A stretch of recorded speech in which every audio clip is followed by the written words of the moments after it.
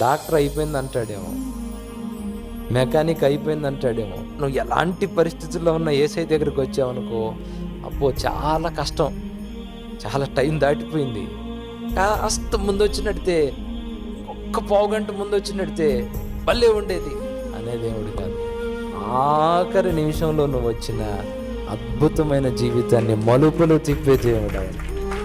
హల్లెలూయా, హల్లెలూయా.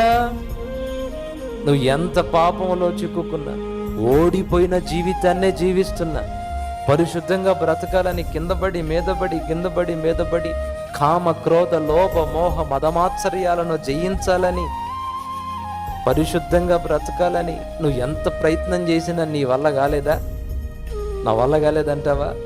అదిగో ప్రభు చెప్తున్నాడు, ధర్మశాస్త్రము దేనిని చెయ్యజాలకపోయానో క్రీస్తు దానిని చేసి